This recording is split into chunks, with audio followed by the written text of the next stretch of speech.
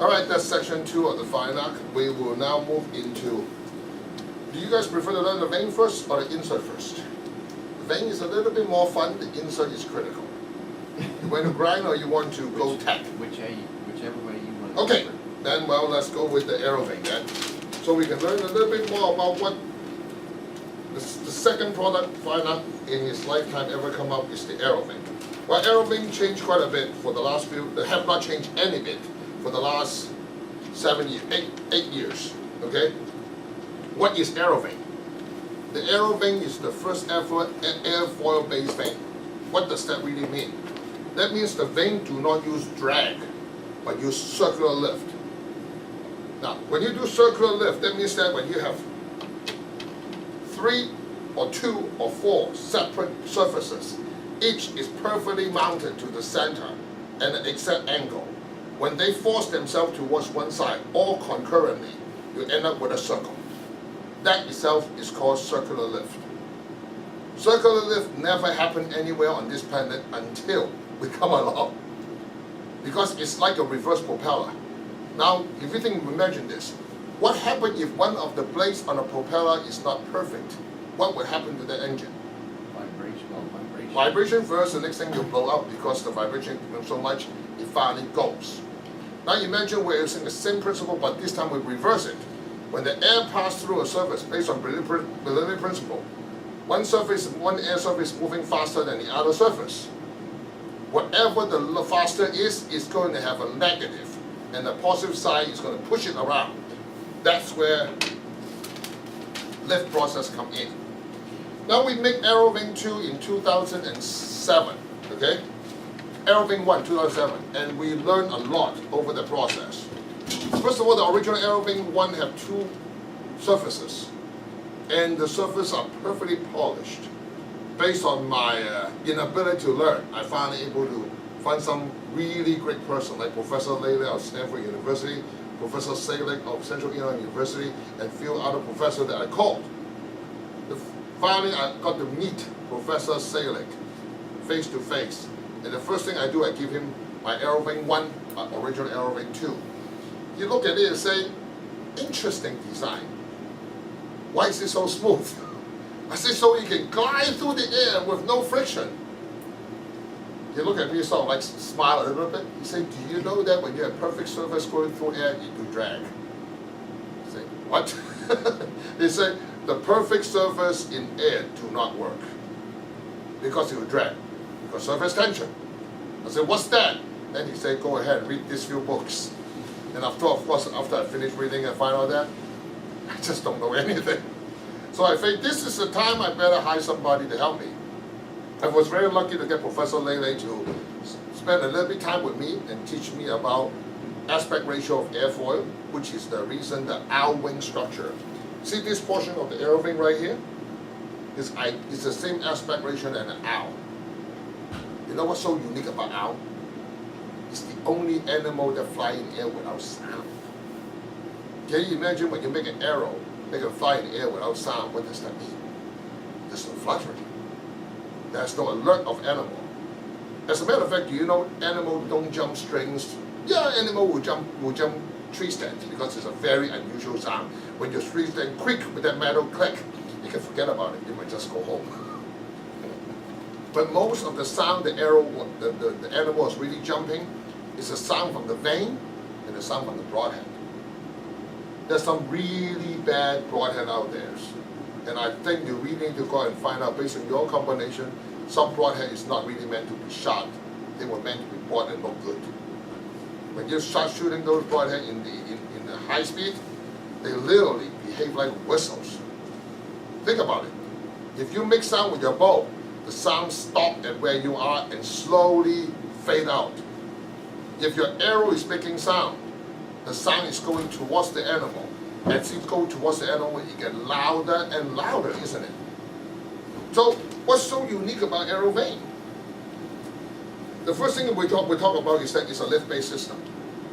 When you do a lift-based system, remember I told how precise it has to be? When we first make Aerovane, we tell people, oh, you can use Spitzenberger with a Trojan and so on. It never worked.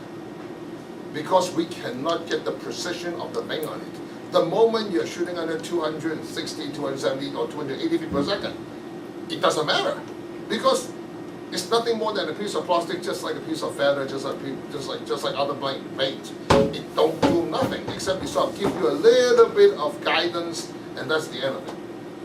But the moment you go to over 270, 280, or the new, like the Scorpion Oculus at 460 feet per second, it becomes a very big deal.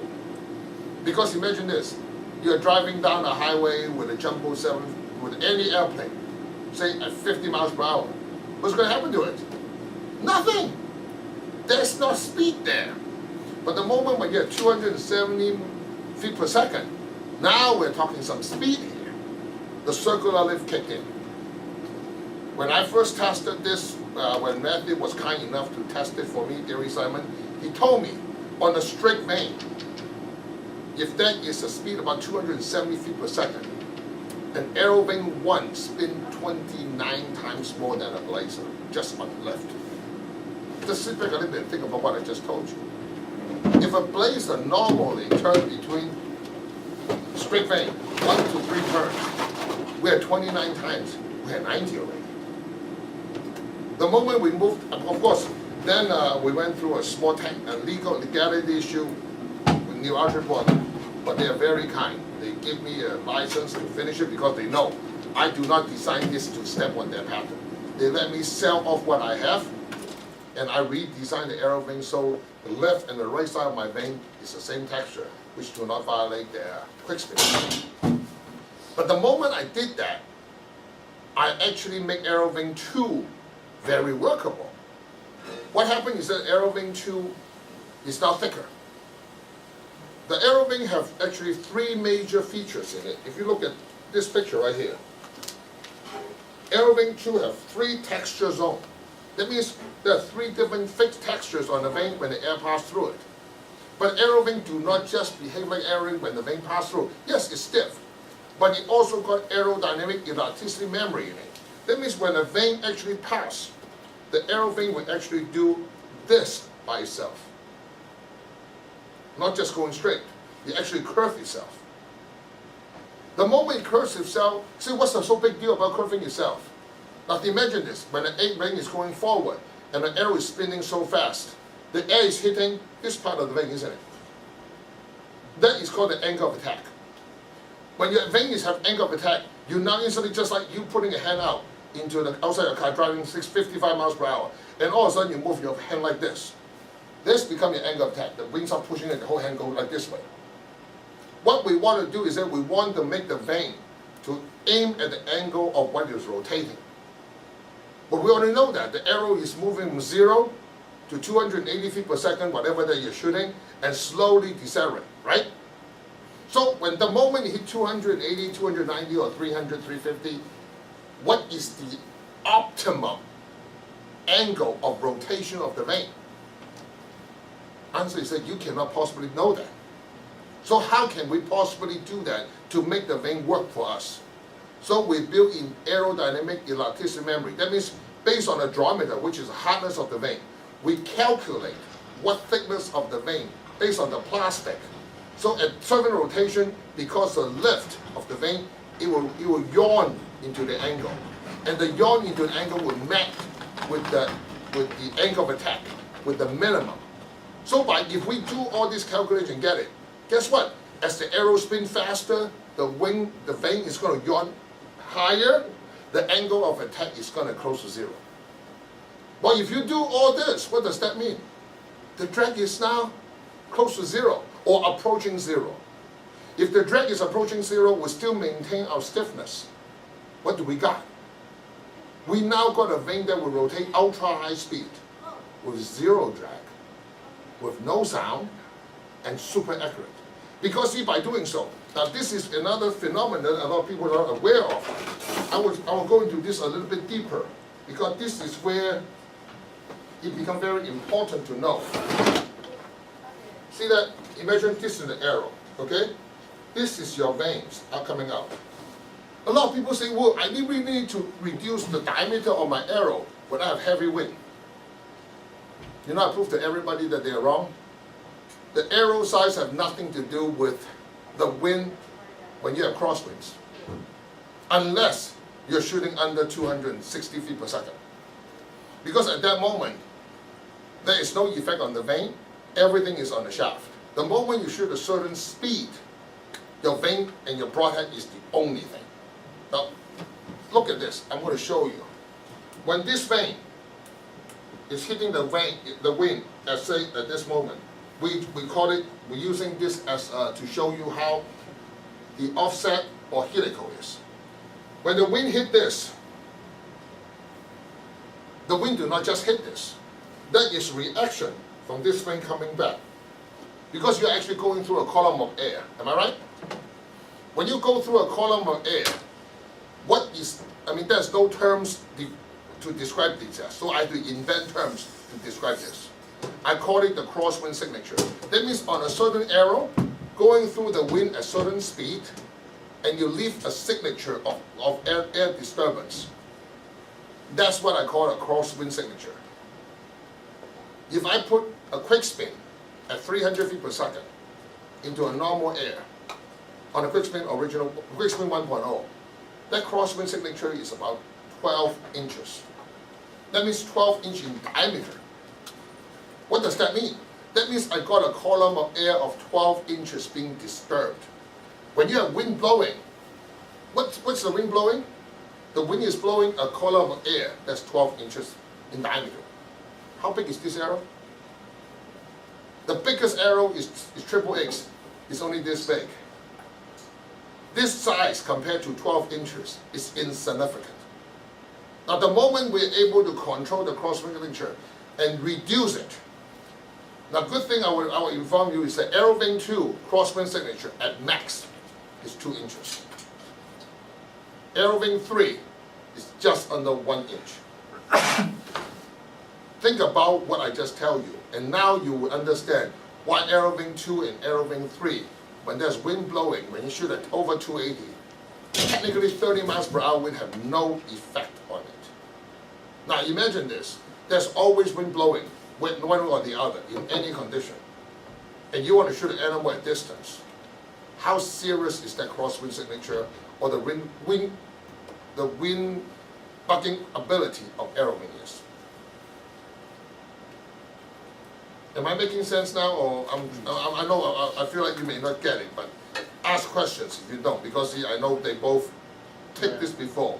So now that said, you notice one very critical part. Did you understand that? Little. What's interesting to me, because I didn't get that the first time, is I didn't realize, if you imagine it, it's like having a foot around, if we're talking about the quick spin, it's having a foot of space for something, the wind to come and hit and move, where if it's just 2 inches or 1 inch of space for wind to hit, it doesn't affect as much, just like a sail, a bigger sail with the wind and a smaller sail or something like that. Correct. It's the size of the sail, but you notice the sail itself, yes, it's worth getting, but also we look at what happened to the edge of the sail. Some of the actions are even bigger, not just what you see. Same thing with Aerovane. It is not the size of the vane that makes the difference. It's what kind of air that vane was doing, interacting with the air.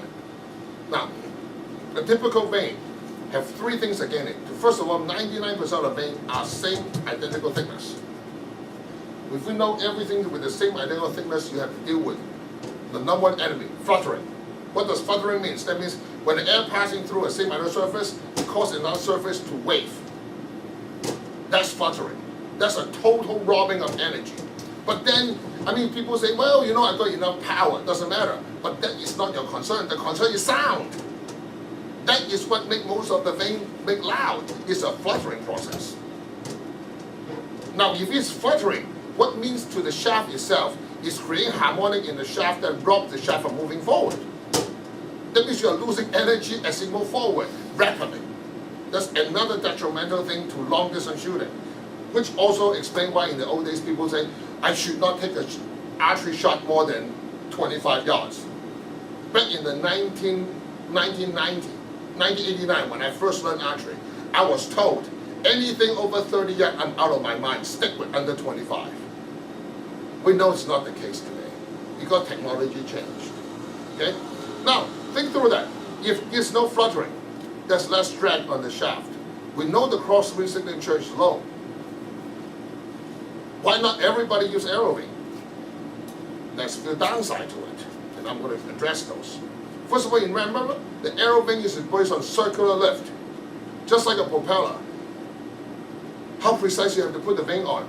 Answer is that with Aerovane 2, I recommend no less than 1/4 degree. With Aerovane 3, 1/16 of a degree. Now, you say, well, that's not a lot. But then, if you look at the numbers, it's a lot. With the Bissenberger, you're guaranteed no less than 4 degree at best. Brand new one. And if you go to 01, you're pushing 17 degree per arrow. I know. How old does it have to be? 2 or 3 years old. Really? They were that bad then? Because the collar Yeah. start wearing. And then also you mentioned your arrow that cling onto the V shape, start rocking. I remember the last time you had told me, you know, this was something that was interesting. He said the way they were set from the factory, one was like 119, one was at 1... No, that's not. That's the collar itself. Yes. Any condition. The Bissenberger is 120, 118, and 122. They're not 120 each. The reason for that because when you do the old Mako now on the 2219, the moment you go to the third one, you click on this, the shaft will rock. They compensate their rock by changing the degrees. Instead they expect it to rock, that's the reason to put a difference in it. Which makes sense. If you shoot a 2219 with a Mako now, you can compensate because it gives you back 3 degrees. But if you don't, you're dealing with say Eastern injection. The shaft is just thin. Now to just rock a little bit, now your vane will look like this. Instead of this, which way you should be. Now then, of course, we look at, in the old days, for anybody who are really serious, you find out they actually go ahead, they name the jig, they will change the inside, and initially we actually go so far as say people who don't want to buy by jig, I say, you know what, you can go ahead and get a seamless conversion with a Bissenberger jig, then you can put a 1/16" brass bar on the magnet side. It will work reasonably well. Yes, that whole process will bring the jig down to 1/4 degree accuracy. Because the seamless conversion and us always deal with one thing. We are no longer dealing with the knock. We're dealing with the shaft. The moment you deal with the knock, you're doing the V-notch. As you move the thing piece, gravitational force will take over. You've got this slot right here. When you move the slot, well, that's variance, isn't it? You're not no longer dealing with a circle. Because the moment when you move from this position to this position, just move. Your error is already built into the jig. The moment you go to seamless conversion, you take out that problem. But you also have another set of problems. You said all of a sudden, you're dealing with a Bissenberger jig that moves up at an angle and offset. Why is this no good? In the old days, we're using Bowling Platinum Plus. We're using similar gel glue. What do? They supposedly not move. Now, on aluminum arrow, you need that because you need that mortar to fit the aluminum arrow with the vane on it, especially with feathers. But if you're dealing with a molded vane and you put something like this, you can put as much as 0.8 to 1.5 grain, or I've seen up to 2 grain per vane. If Blazer can give you 2 grain variants per 1,000 pack, over 5. That means the heaviest can be 7 grain, the lowest can be 3 grain. How are you going to make it spin correctly? And then you go on top of that, add 0.8 all the way to say, make it low, 2 grains of glue. You are stacking tolerance like you never believe. So how do you expect it to spin correctly? The answer, you couldn't. Now, with the Aerovane jig and the Aerovane clamp and our Aerovane, if you use the thing correctly, I will guarantee a 0.03 grain of glue per vane. Think about the numbers for a second. It's 2 grain or as low as 0.8. I'm giving you 0.03. And that means you can put 3 veins. Even you're 100% wrong, you're only at 0.06. compared to 0.8. So in some cases, it's possible using the other glue to add more glue than the weight of your G-knock. Exactly. Yeah, about 2 grains heavier, right? Now knock. imagine, in the worst case scenario, a 2-grain glue with the 2-grain variance, you have 4 grain now off on the center. Isn't that funny? No, they're pure math. I'm just stacking them the way you could stack them. Of course, if you're careful, you're good, you can shave and do it, you'll bring it back better. But those are actual weight. Weight is your enemy if you can't control it. Weight is not your enemy, but off-center weight is. Just like a flywheel. If it's perfectly balanced, a few more ounces don't make a big deal. But if it's not balanced, a tiny bit will make a big deal. What do you think is the arrow doing in the air if you got a good arrow? Now, let's go back to the original Aerovane spin statistics. A normal blazer will spin to between 8 to 12 turns with a 2.5 degree offset in the first 20 yards. Sorry, what was that, 8 to 12? 8 to 12 in the first 20 yards. A 60 yard is doing 6 to 8. Okay? It do not get higher, it get lower. Because the forward momentum, unless the drag takes place, the fluttering takes place.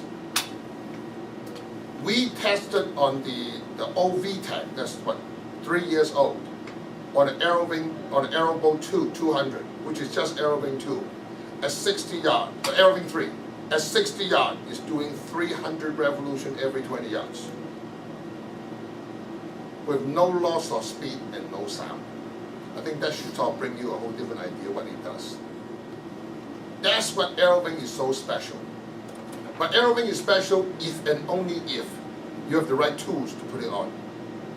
If you don't have the right tools, Aerovane is nothing more than a glorified quick spin. And sometimes worse. If you don't have speed, Aerovane also do not work well. Because when one vein will start fighting the other vein. If you don't have the right glue, don't have the right texture, they are not straight, now the vein really start to fight each other. Now it's worse than like you put a turkey feather on one side and goose feather on the other side. That's pretty much what it will boil down to. So the faster that other style goes, the worse it gets. In a sense, they can't make a high rotational vein at that Correct. point. Because see, all of a sudden you have unbalanced situation.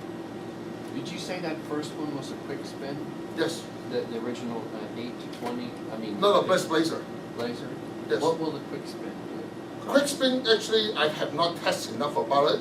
The quick spin rotational weight is not higher because it's got a huge amount. See, if quick spin had changed the thickness of that would be better. But quick spin is very thick. It got a linear on one side and a texture on the other side. The moment you go to fluttering, it cannot recover from fluttering. Because you got enough material for it to do this.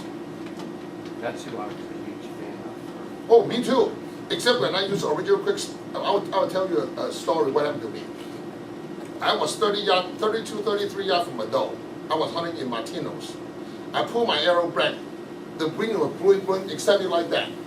Back then, I always believe light. I'm shooting 80 grain broadhead with the 4-inch quick spin. I shoot my arrow at the deer. No, it's not a joke. The arrow go into the deer. Next thing, the arrow goes sideways. I slap the deer with the shaft of the arrow. At less than 30 yards. The arrow actually go like this, and you go like this and slap the deer. It was that dramatic. I was like, what happened? First of all, I have a really low FOC, and the wind is really acting on the vein big time. Because I'm shooting original 4-inch, remember, those are 12 grain each. So my FOC is way low. But you know, you shoot great when I put a field point on it.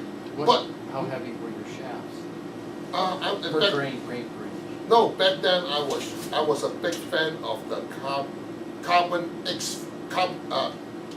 force. I remember that. I have a 001. Back then, I'm one of those guys who look at catalogs and numbers only.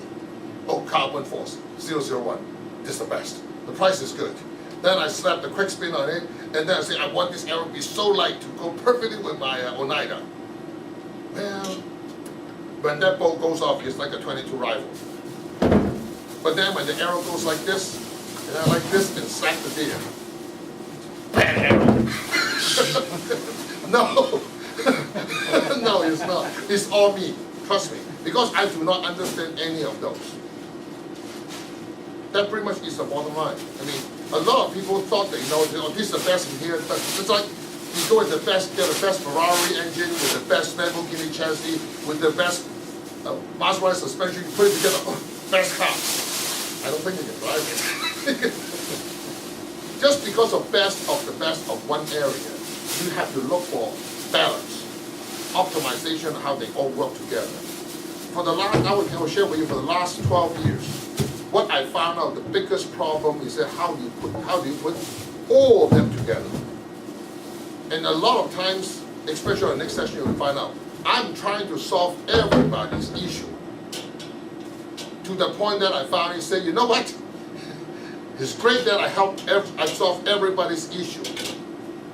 What happens if I decide to build it from ground up? There's no more issue to solve. But the fact is that I solved everybody's issue. I learned so much more. Because now I learn, why is this arrow, when I put Aerovane, don't spin right? Why is this arrow with the insert in it, with the perfect build, don't fly right? Every time when I go into deeper, I found there's more problem. And more problem. And more problem. See, I was very lucky to work with people like Jim Camp, our sculptor. He called me in 2007, say, hey Dodge, I got a crossbow shoot at 425. I said, that sounds pretty damn fast. It sure is. Then everything exaggerates. Everything that I have, the problem just compound. Because at that speed, every single mistake showed up so fast. Like Aerovanes. Just because back then I used a different glue than what I do now. Back then I said, oh, Bowling Platinum Plus, it worked perfectly. No, it didn't. I cannot control the weight of the glue. Also, you can use Joe Jam with a pin, it will work good. No, it didn't. There's variance in accuracy. Oh, you can put pressure on it. No, the pressure was wrong. It was not at the exact angle. I learned those because I have believed that I did right and everything showed up wrong. That's where it brings me to today. Like our Aerovanes. Now, when we go into Aerovane 3, which you can see the catalog right here. Why is Aerovane 3 so much more than Aerovane 2? Well, let's go back to that history class that we have at Aerovane. When Professor Saley was telling me, texture it. When I texture it on Aerovane 2, you see the 3-layer of texturing? The Aerovane actually was thicker by about 20 thousandths. What happened when you have aerodynamic elasticity memory on a material, all of a sudden thicker by 20 thousandths? The aerodynamic elasticity memory effect drops. Because you no longer can flex like this. Because it's thicker. If it doesn't flex like this, what that means? You got more guiding ability. Which means it's more forgiveness. That is more ability to deal with a not so good broadcast. Then also all these years are saying, well, I can't shoot with this broadhead, can't shoot with that broadhead. You know the reason? The broadhead is not balanced. The broadhead is not centered. The broadhead has major aerodynamic flaw in it. I mean, it's okay if you only shoot, imagine you only shoot 4 to 8 or 12 revolutions every 20 yards. It's not a big deal. But what happens to spin it, I say 200. Any flaw expanded dramatically. Like a few broadhead I used to love. When they lower the QC, the blade can be 3 grains off. Well, what happened? You got a blade that's 3 grains off in the front and rotating at say, as little as 120. What do you think is going to happen to the arrow? It's not going to fly right. Then that's the reason I say, well, if I'm going to remake Aerovane 2, which I decided not to, let's do everything we learned in Aerovane 2 and go one step further. Because I want to minimize the crosswind signature to another level. You notice the Aerovane 2, the height of here. Okay? This actually got folded down to form Aerovane 3. So in other words, Aerovane 2 and Aerovane 3, we said, wait a minute, Aerovane 3 is lighter. What happened? Well, you also remember that Aerovane 2 was regrind, resurfaced, and made 20,000 thicker.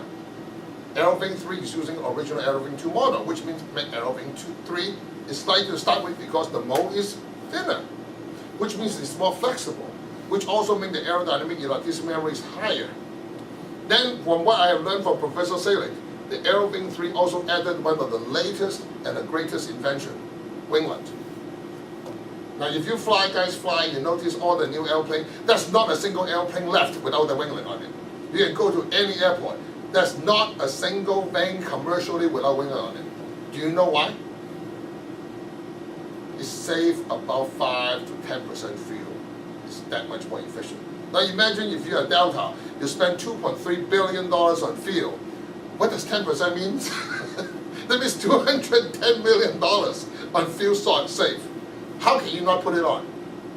Now imagine this, if we put this on, what does that mean to us as an archer using Aerovane 3? The crosswind signature just dropped 30%. That means my 2-inch diameter on the air just become 1.25 inches to 1 inch. But then the winglet also has one ability. As the air passing over the winglet, okay, you don't have flow out. Because usually when the air go to the vane, it flow out of it because it's higher speed. But the winglet created a pocket for the air to go through, which means that now the air speed increases even more. The aerodynamic elasticity memory become more efficient. The airspeed is higher. The crosswind signature is lower. For that reason, when last time we tested with a Scorpion VTEC with my Aeroboat G, I get an actual, I stopped counting at 300. Because I'm not sure what the number is. But I think I'll just say at least 300. Then I stopped. Because I can't count that much. My camera is not that fast. But 300 is a very big number, no matter how. And not to mention, if you look at some of our older video, back in 2012, you can see people shooting 106 yards at 30 miles per hour wind, shoot 3 arrows and broke 2 of them. I think that's good enough. With a ramcat, by the way. With a 1 3/8-inch ramcat. That's with a very well-tuned crossbow with a very good shooter. It's actually on our website, you can check it out. Alright, that pretty much explains the possibility of what Aerovane does and why it's critical to put Aerovane on it. Now, you already understand now, by now you understand how critical the vane is in the design. So, what do we need to do to optimize Aerovane? This is where this guy, my Aerovane jig, come in. Why didn't I just long time ago call Firenock Pro jig or everything? Why did I call it the Aerovane jig? Because this jig was made for one and only one reason, to make Aerovane shine. Because without this jig, and you don't have this jig, you must well not get Aerovane, especially Aerovane 3. That's the reason this is called the Aerovane jig. Now, in order to get the Aerovane jig right, this actually took me about 3 years to finish.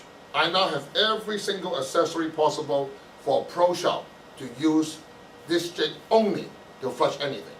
From a blazer to a quick spin all the way down to feather. You can use this jig to flush it all. This jig, I have all the colors. At this moment, we make it as big as 315. Will there be more?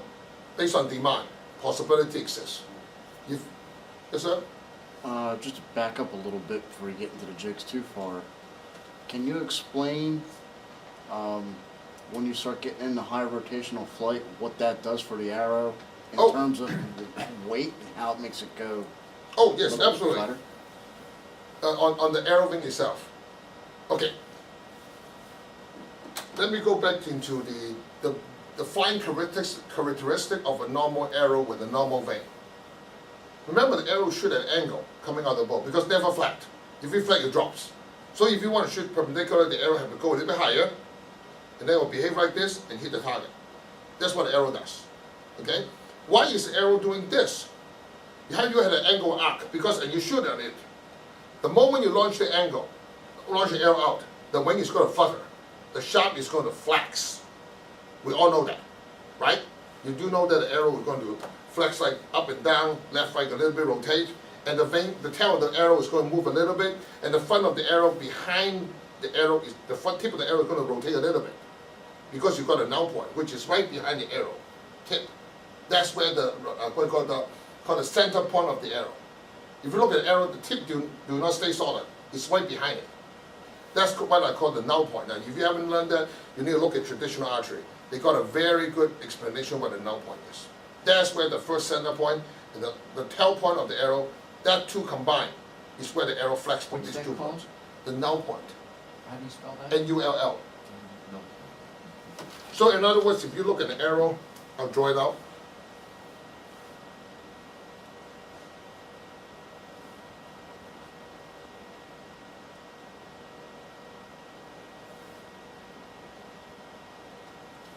They behave more like this. Like this. That's on a perfect balance arrow. Now if you don't have this, this is the traditional way of doing good arrow. It can be very dramatic, different from the one you see now. Especially high speed. Some of the arrow actually go into multi-wave. Like this is actually a wave like this. And some of them actually, on the super high FOC arrows, they actually behave more like this.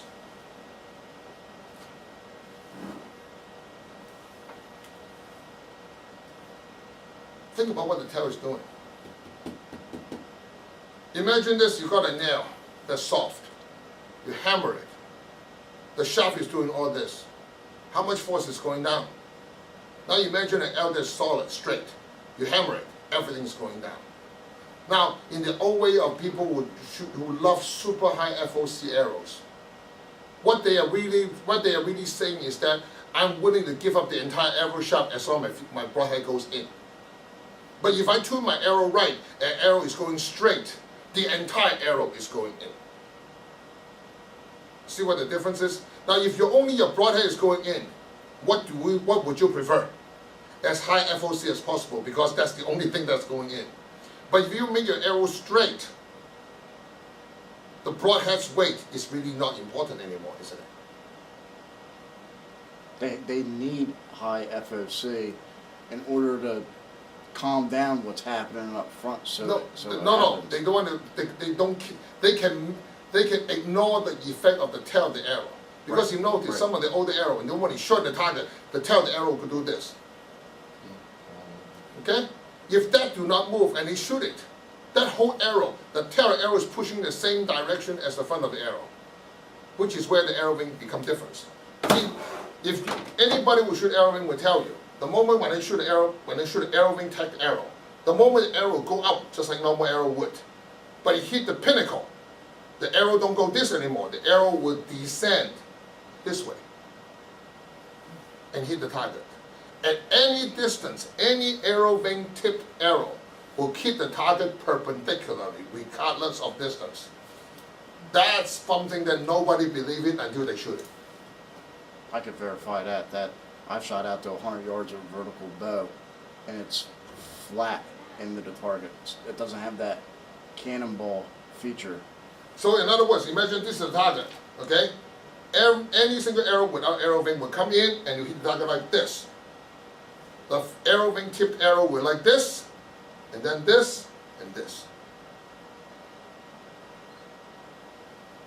Not only, another benefit to that is when it's dropping flat, not only does your arrow veins have low drag, as you were saying, but you don't have all that frontal drag in the shaft hitting on the air either.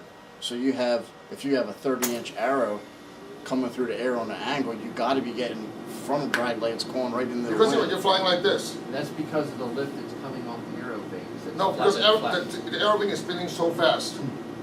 The tip of the arrow, if it go down, is turned up. So now the arrow, so imagine this, if the arrow coming down, this is pointing downwards, right? Since the arrow is turning, the moment it's turning, the force is turning up. So now all of a sudden it's turning up. Very soon you see that coming up, it become like this. So it doesn't have anything to do with the lift that could be potentially It's gained the by rotation. arrow. It's spinning so fast, it's really dispersing the Now, weight. this is the easiest way to explain this is that imagine you got a drill and you got a garden hose. The garden hose is flex. The moment you increase speed, when you reach a certain speed, the whole garden hose becomes straight.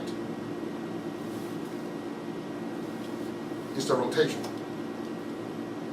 But then when you rotate it that much, when every time you rotate with the Aerovane, what does it mean to the arrow itself? The arrow is not flexing that much anymore, isn't it? Second, we are not, when the arrow is going straight like this way, how much crosswind signature we have? The arrow is not flexing. The crosswind signature, remember, we're talking first of the vane itself. What happened to the shaft? Well, if it's not flexing, you don't have that signature of movement causing the resistance. Correct, because think about it. This is the tail of the arrow. If it's doing this, the vane is no longer on string on it, the vane is actually on here, and here. Even it's spinning, what you see doing, your drag signature just become this size, and then exaggerate to whatever the outside is. So originally you have say, I'm expecting a 9-inch, how come I'm looking at 12? Well, because the tail of the vane is moving at 3. Well, you just added 3 to the entire 9, now you have 12 now. Imagine this is also, they already told you, you always should shoot a higher spine arrow to make the vane fly better. Well, what they are trying to minimize is this. Which brings us to one of the characteristics of Aerovane. Why I always tell people to put the Aerovane as far back as possible. Now imagine this is your shaft. Your vane is here, right? The moment we put a vane here, and if the shaft go like this, or this, see the angle difference? Yes, this will have more, but the moment when the arrow finally calms down, where the later range is, this part and this part, the angle is different. And the angle of attack is different. Because as you lift the angle further away from the shaft, you want to be as far back as possible. Because I saw it reversed. You should see it this way. Remember, the arrow shaft flex like this way, right? The curve like this.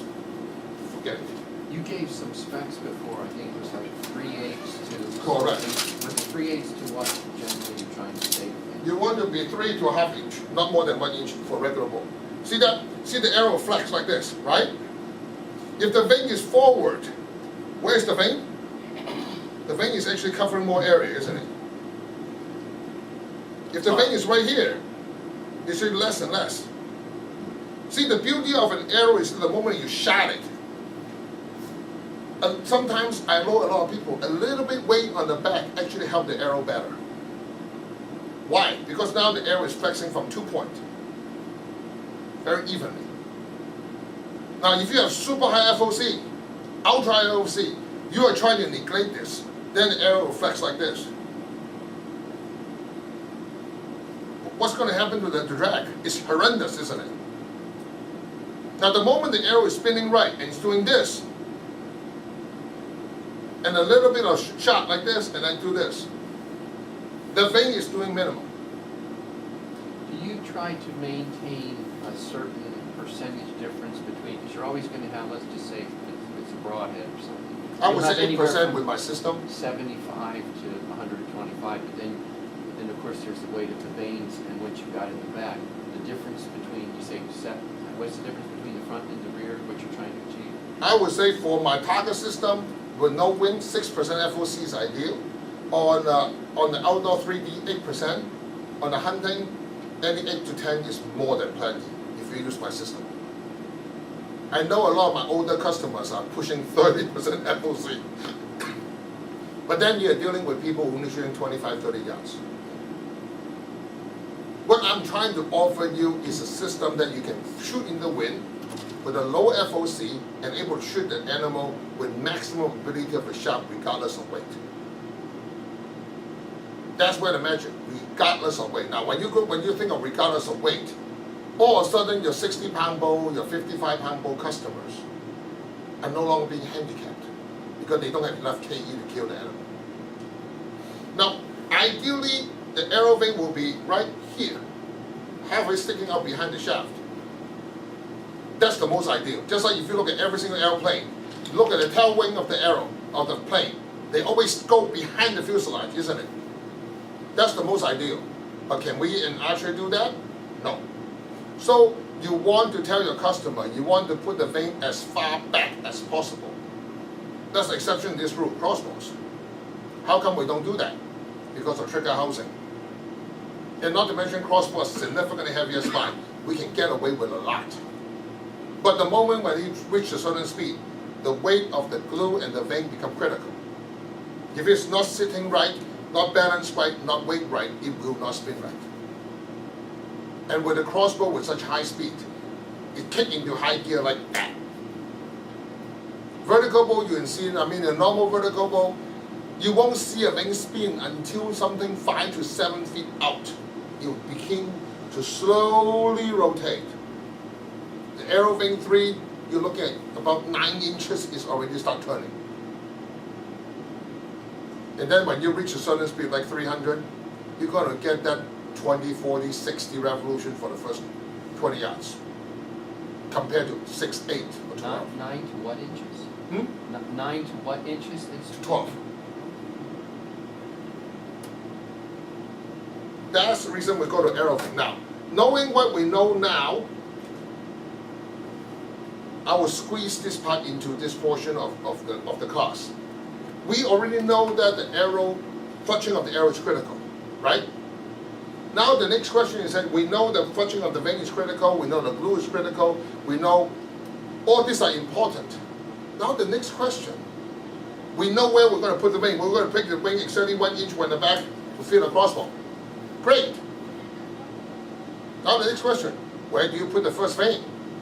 It's a circle, right? Where do you put that first vane? It's a tough one, isn't it? Then anybody will say, well, I'll put the arrow on the machine, I'll shoot through paper, I'll see how the arrow behave. After 4 or 5 through paper, I will find where the arrow behave, and that will be my first vane. Heard of that before? That's what the traditionally we call it the bare shaft tuning.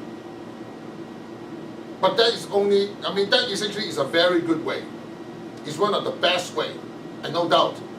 But in order to do a dozen shop, you're going to spend a day and a half on it. Now if you imagine your pro shop, every customer wants you to spend a day and a half shooting through paper and tuning the arrow, what does that mean? How much do you need to charge for it? Is there a way to look at this as far as using a spine detector and going around and finding that one point where... That's exactly what it is. In the old days, we got machine like a ram. We'll find out the flow of the arrow up and down, the thickness. Then we have people putting in bathtub to find out the high and the low weight. Then we people put in bow press and see which way it turned out first. Okay? You ask yourself all these questions. Those are all, what are they trying to do? What are they really trying to do? They want to try to find which way the arrow reacts when you put pressure. That's what it is. You're looking for the first dynamic bend. As a matter of fact, an arrow has multiple dynamic bend, and I want to talk about it after we finish the inserts. Any question on Aerovane before we move into the insert? Because after the insert, we're going to hot and heavy into the shaft. Because that's where everything can tie together. You can stop that. Thank you.